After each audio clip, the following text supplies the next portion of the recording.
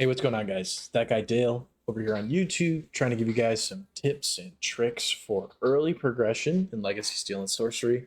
I want to talk specifically about Glint, how important Glint is, what we can do with Glint, and how we can get our lodge to a better spot so that we're creating more passive resources so that we can craft gear and have the leg up in PvP engagements. So first, let's talk about Glint. What is Glint, real quick? Glint is one of those resources. It's the little silver resource that you use with Sneer, the goblin trader. Glint is for like treasures and things like that. You can turn in those treasures and you can purchase things off of Sneer himself.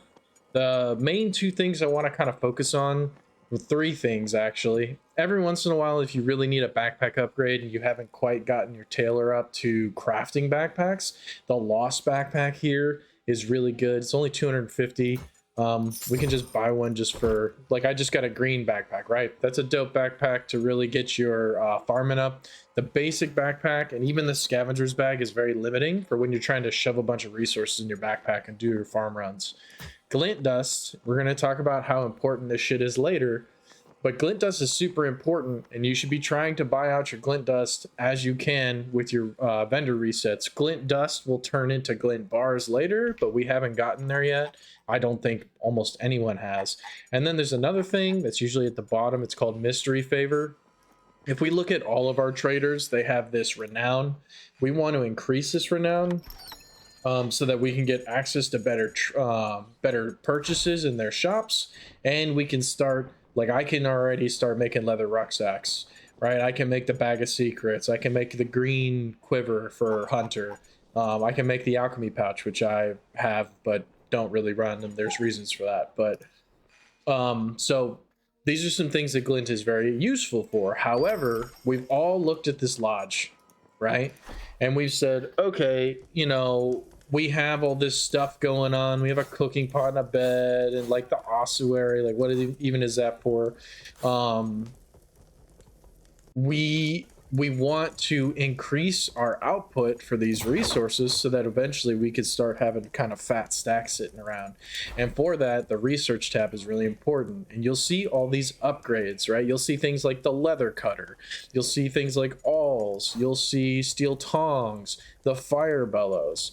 Now, one of the things that not a lot of people know that are probably getting started playing the game is that the treasurer has barters.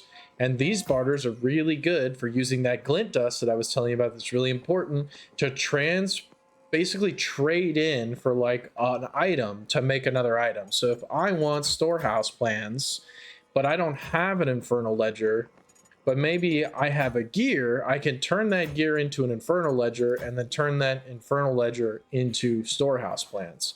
So namely some things that I think that you should pick up pretty significant or pretty frequently, or ash buckets. You're gonna need an ash bucket to get the I believe it's the fireplace or I can't remember which one it was, but it's one of the it's either the fireplace or the cooking pot.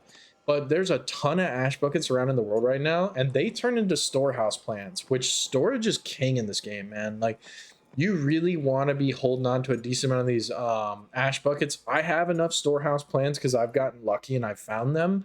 But those are really nice to hold on to. Artisan toolkits are pretty decent because you're going to need a lot of them.